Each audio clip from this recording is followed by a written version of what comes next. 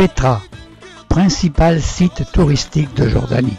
Il nous faut marcher sur 800 mètres pour accéder au sikh.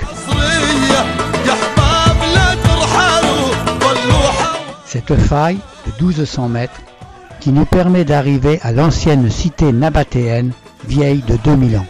Les monuments qui se trouvent contre ces falaises n'ont pas été construits pierre par pierre, mais sculptés dans la roche de grès rose.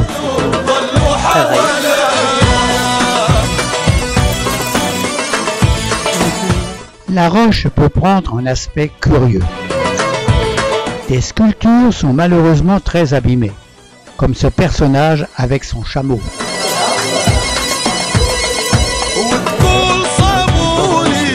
À certains endroits, cette faille n'a que de 3 à 6 mètres de large.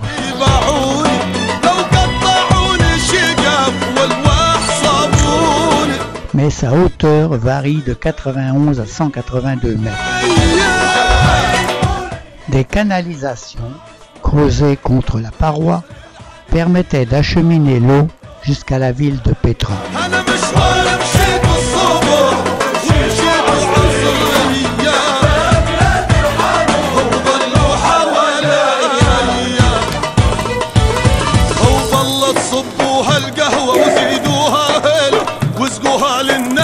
مع ظهور الخير بالله تصبوها القهوة وزيدوها هيل واسقوها للنشا مع ظهور الخير.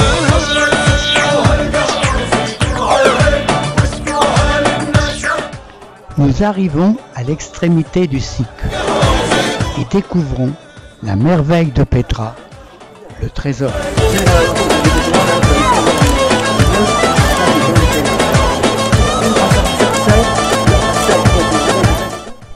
Ce trésor du pharaon serait un temple nabatéen datant du 1er siècle avant notre ère.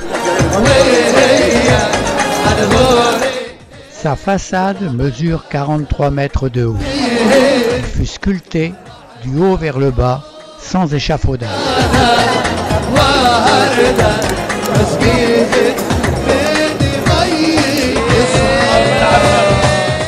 De là, nous nous dirigeons vers l'ancienne ville de Petra. La vallée est de plus en plus large. Les falaises sont toujours sculptées de façades de divers monuments. Voici le théâtre, entièrement taillé dans la roche. Ces maisons troglodytiques ont perdu leur façade.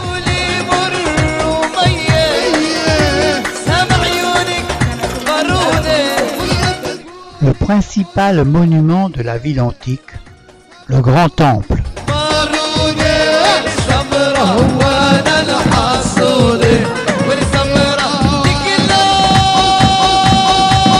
Un peu plus loin, le palais de la Fille. C'est le bâtiment religieux le plus important de Petra. Même le séisme de 363 ne l'a pas mis à terre.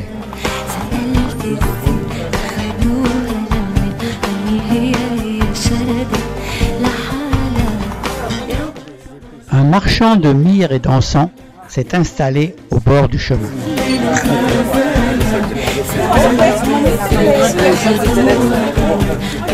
Arrivés à l'extrémité de la ville antique de Petra, nous allons continuer vers le monastère, perché au sommet de la montagne. Mais pour cela, il faudra gravir 788 marches.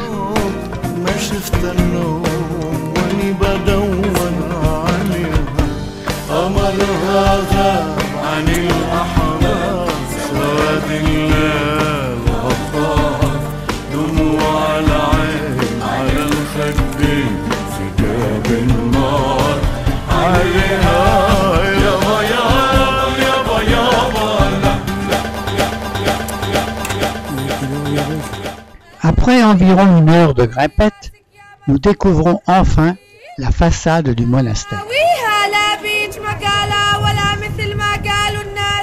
Le monastère est un édifice imposant de 45 mètres de haut et 50 mètres de large, taillé dans le grès jaune de la montagne. On sait peu de choses de ses origines et de sa fonction. Il daterait probablement du 1er siècle de notre ère et paraît inachevé. À l'époque byzantine, il aurait été converti en église. Pour vous donner une idée de sa taille, Monique essaie d'embrasser une colonne. Une équipe d'archéologues américains fouille les environs et découvre des citernes et canaux qui étaient bien utiles au temps des Nabatéens. Nous continuons notre marche vers le sommet pour découvrir un panorama exceptionnel.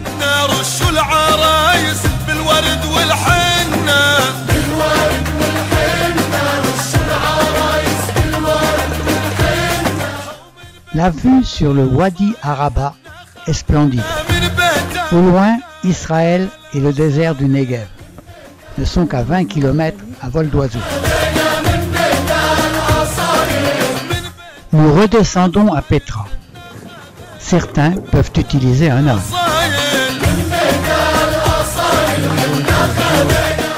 En bas, des chameliers attendent les touristes. Notre visite de Petra continue sur l'autre côté. Voici la Blue Chapel, remarquable par ses 4 colonnes en granit bleu d'Égypte. Puis la Petra Church, l'église à mosaïque datée du 5e et 6e siècle.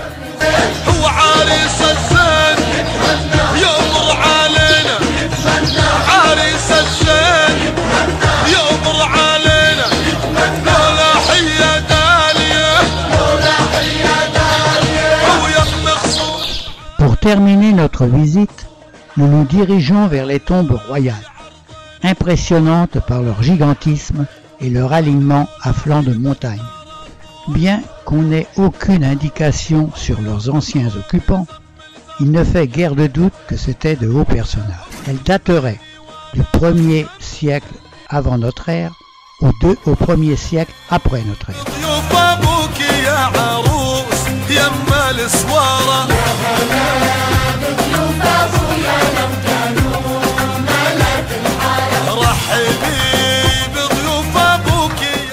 Entrons dans l'immense chambre rupestre. On y voit les traces des fosses d'origine, mais aussi de sa transformation en église au milieu du 5e siècle de notre ère. Les parois intérieures mettent superbement en valeur les veines de la roche.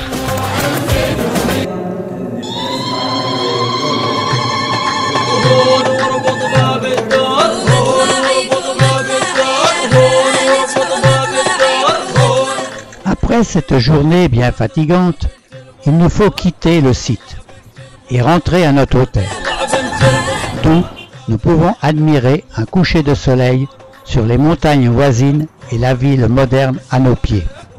Au menu du dîner, brochette.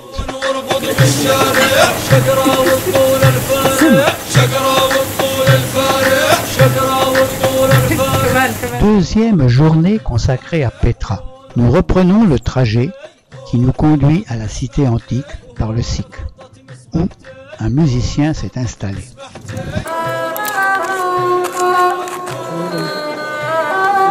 À peine visible, un peu vieux. Toi, tu auras le son, moi j'aurai l'image.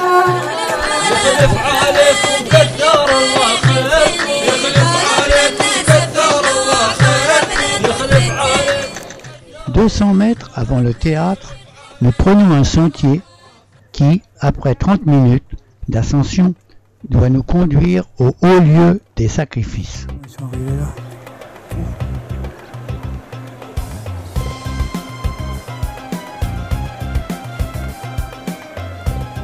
Rencontre avec un caméléon.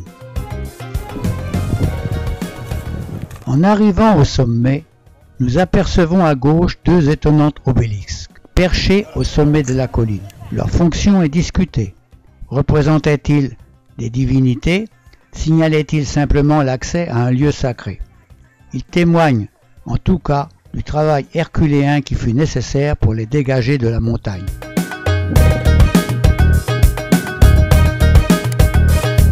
On grimpe par quelques marches à un promontoire rocheux où se trouve le haut lieu du sacrifice proprement dit.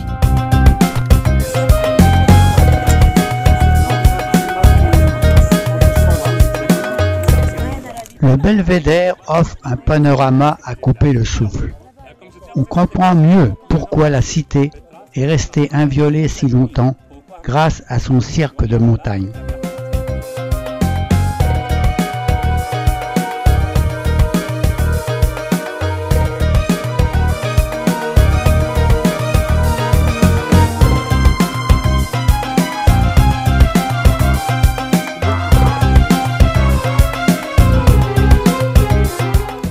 Un autre habitant de ces lieux, une variété de criquets.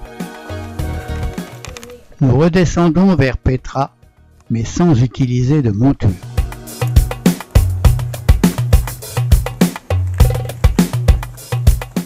En chemin, nous passons devant la fontaine du Lion. C'est bien éclairé.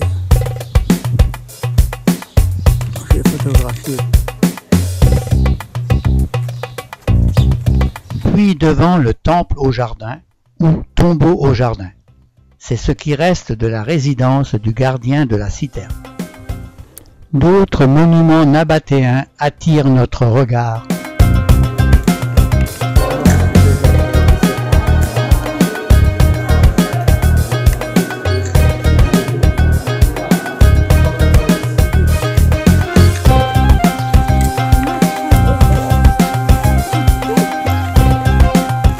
Avant de rejoindre la vieille Petra.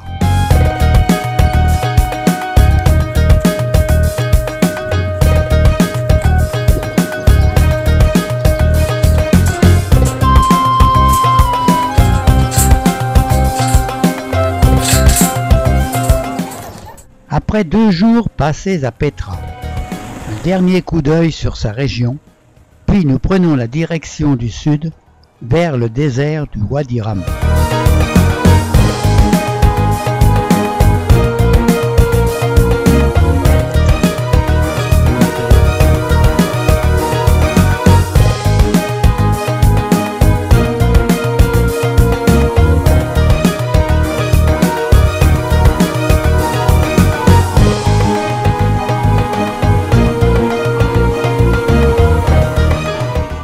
Nous arrivons au Sahara Luxury Camp où nous nous installons dans un des bungalows bien équipés.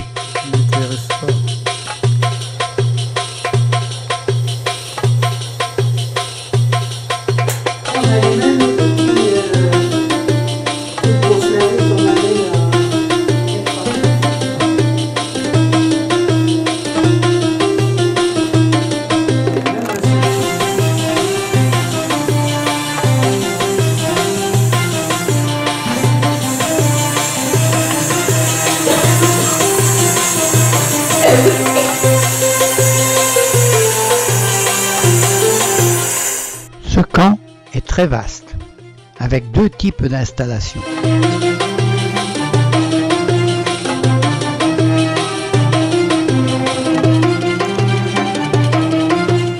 En attendant le déjeuner, nous partons faire une courte promenade dans le voisinage.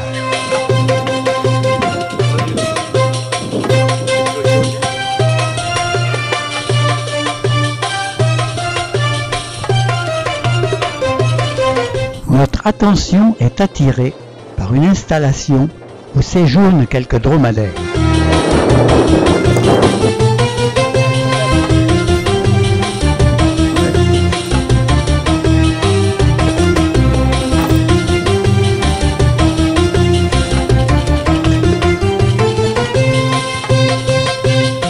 L'après-midi est consacré à une promenade en 4x4 dans le Wadi Rum.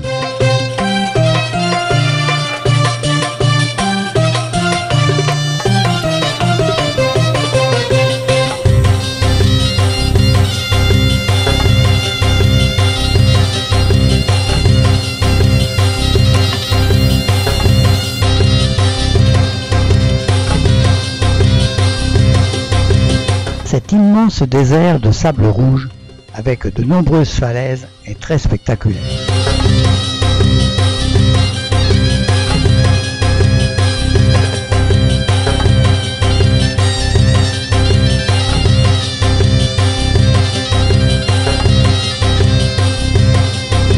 Certaines de ces falaises présentent des gravures rupestres avec des animaux qui peuplaient la région il y a quelques milliers d'années. Le sommet de certaines ont une forme rappelant l'animal typique du désert. Ce troupeau nous rappelle que le coin est fréquenté par des touristes.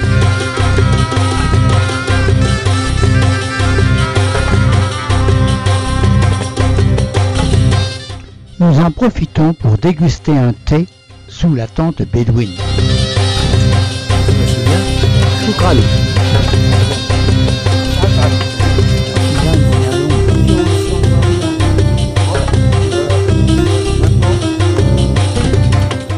Nous voici à la source de Laurence, aux sources de l'œil.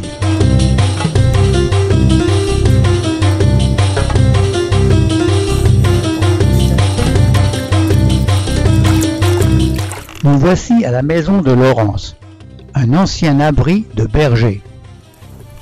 Dans ce site furent filmés de nombreux plans larges pour le célèbre film Laurence d'Arabie.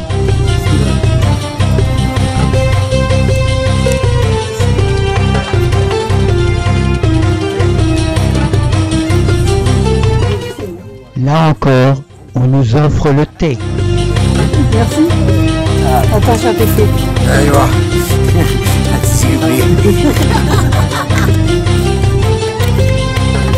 Nous reprenons le 4x4 pour rentrer au camp.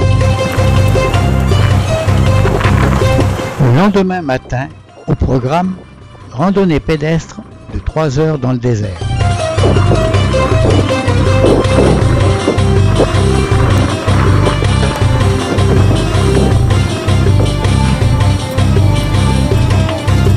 Notre guide s'amuse à écrire notre prénom en arabe dans le sable.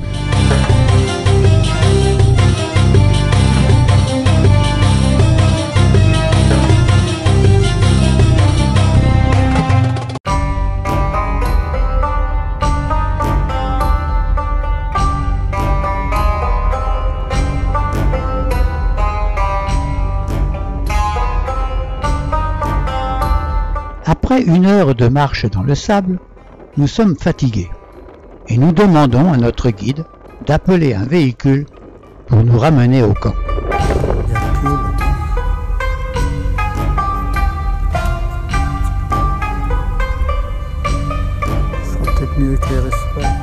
Le lendemain matin, nous continuons vers le sud du pays pour atteindre Aqaba. En cours de route, arrêt dans une gare fantôme sur l'ancienne ligne de Damas à Médine en Arabie Saoudite, construite au début du XXe siècle par les Turcs. La partie au sud d'Amman ne fonctionne plus. Nous voici à Aqaba, la seule ville maritime jordanienne au bord de la mer Rouge. Depuis la fenêtre de notre chambre, nous avons une belle vue sur la côte et, au lointain, la ville israélienne d'Elat.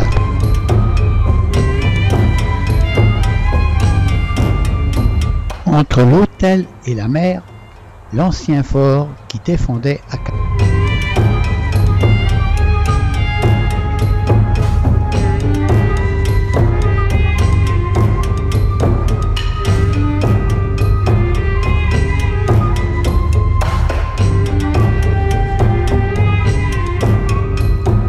La route n'étant pas tout à fait au bord de la mer, il y a encore de petits jardins bien exploités. Mais pour combien de temps? Car ces terrains pourraient intéresser des promoteurs immobiliers.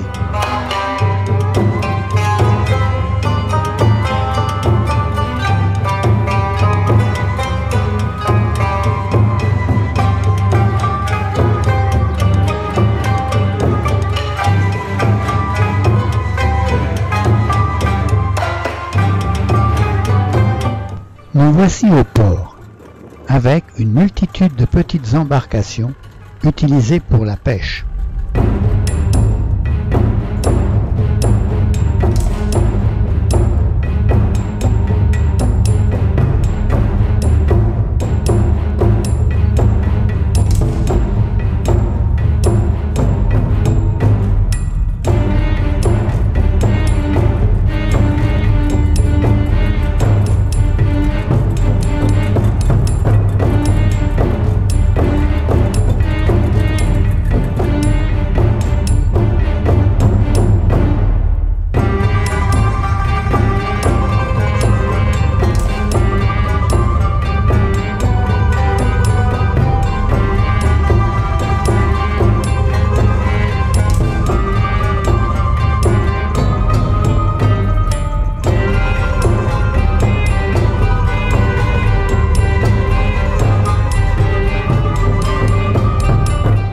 plage publique est bien moins fréquentée que chez nous.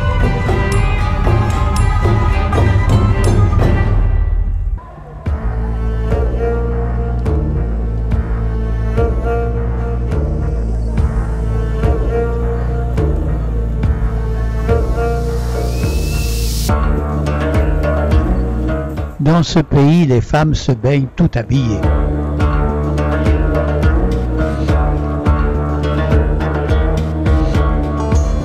Quelques embarcations appelées glassboats attirent notre attention.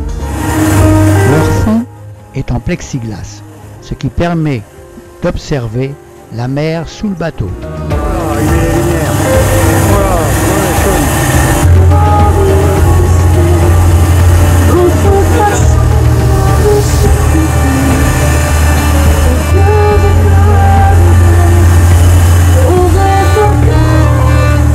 Nous décidons d'en prendre un.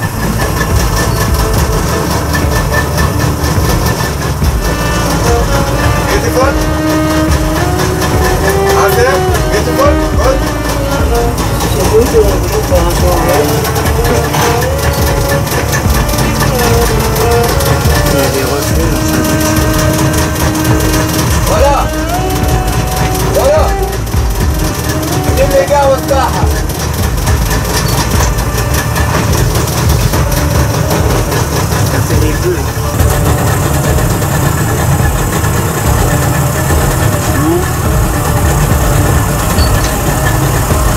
Les oursins, hein.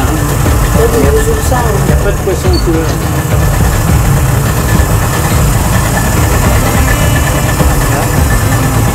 Ah, mais ça s'arrête pas.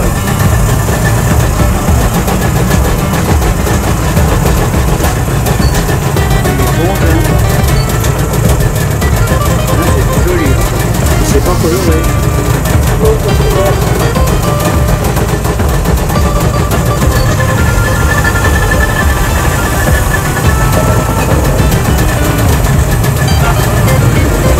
L'expérience n'est pas concluante.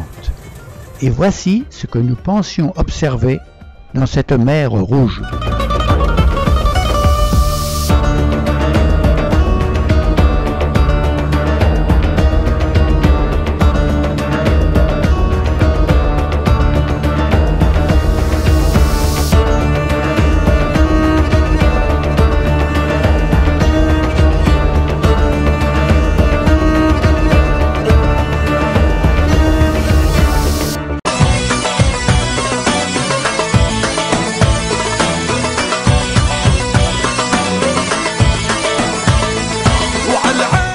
Mais il fallait effectuer de la plongée sous-marine. Nous continuons notre promenade en mer au large de la ville.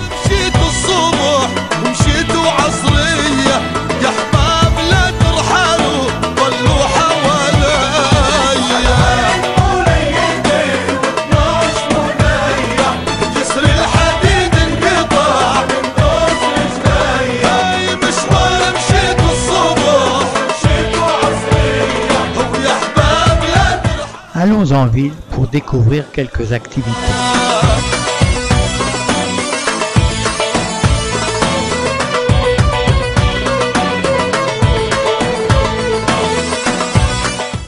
Voici un vendeur d'eau. Nous parcourons le marché, très animé.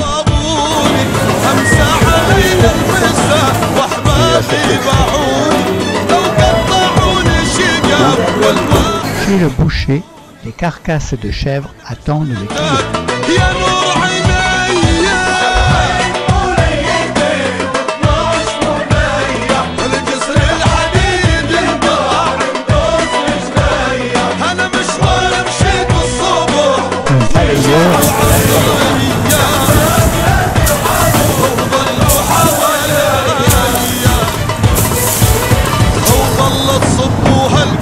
Depuis notre chambre, nous observons le soleil se coucher derrière les montagnes israéliennes.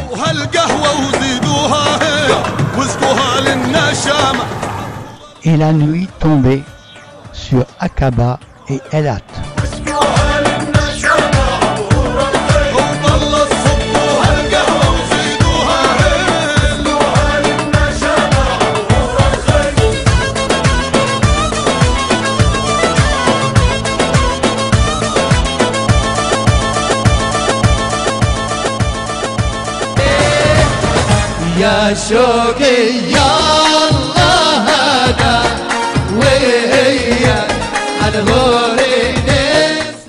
Le lendemain matin, les pêcheurs sont à l'œuvre autour de ce gros bateau.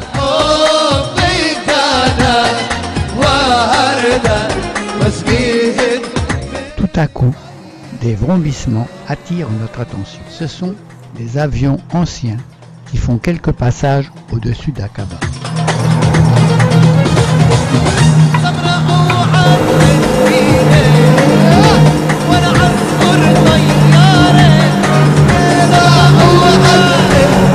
Vers midi, nous quittons Aqaba pour retourner à Amman.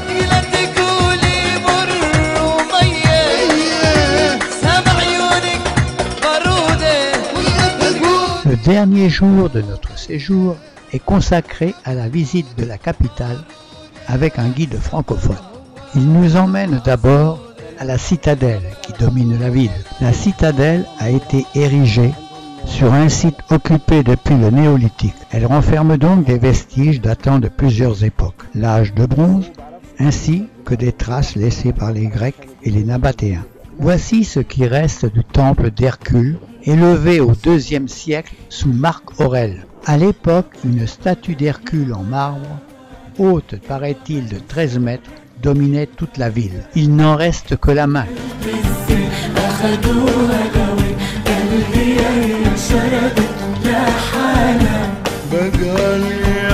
Un magnifique sarcophage en basalte.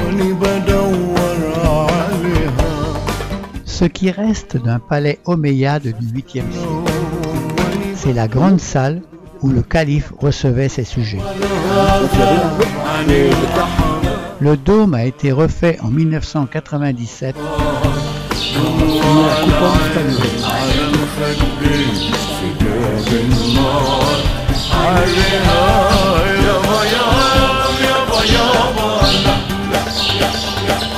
Petite visite au musée archéologique.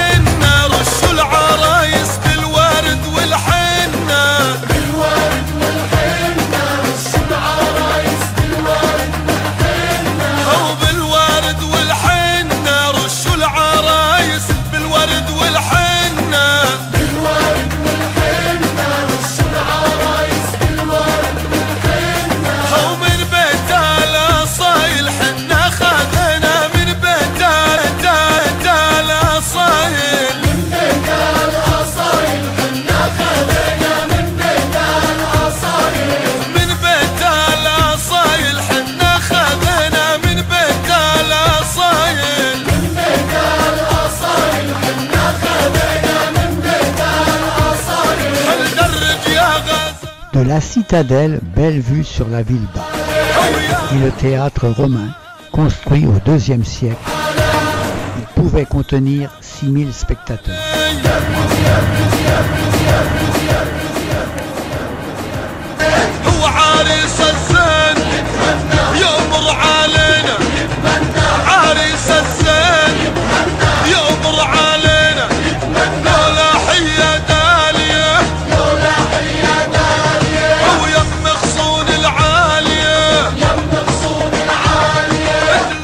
Sous le théâtre, petit musée des traditions populaires, avec des costumes de différentes tribus jordaniennes et palestiniennes.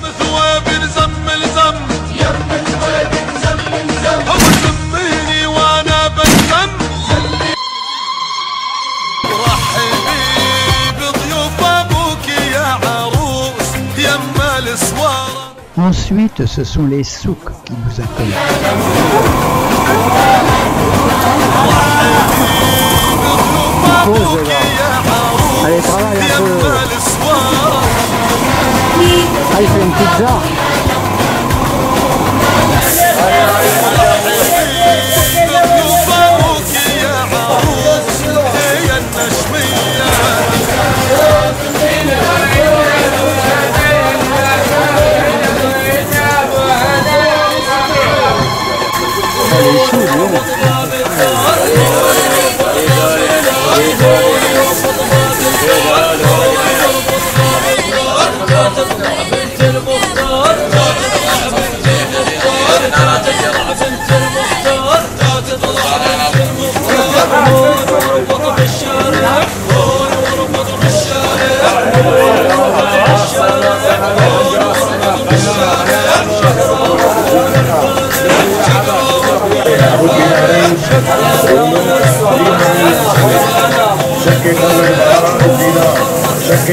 Pour terminer la journée, nous allons visiter la mosquée Abdallah Ier.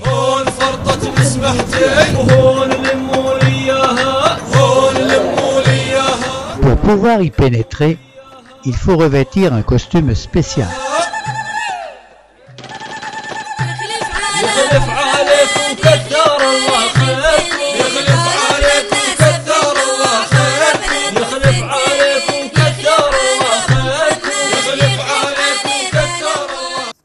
Face à la mosquée, nous remarquons la présence d'une église. Après 2 semaines passées dans ce pays qui ne manque incontestablement pas d'atouts touristiques, il nous faut reprendre un avion de la Royal Jordanian pour rentrer en Paris.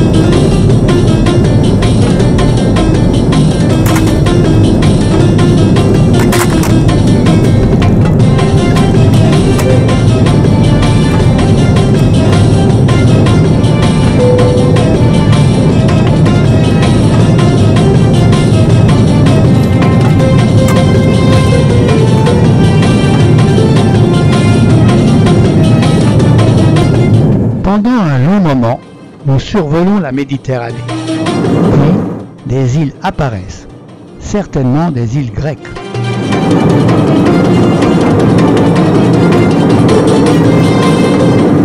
Nous voici maintenant au-dessus de l'Italie.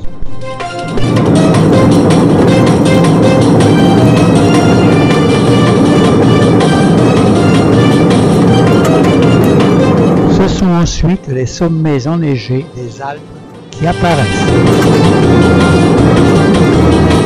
Voici que se profile l'extrémité est du lac Léman.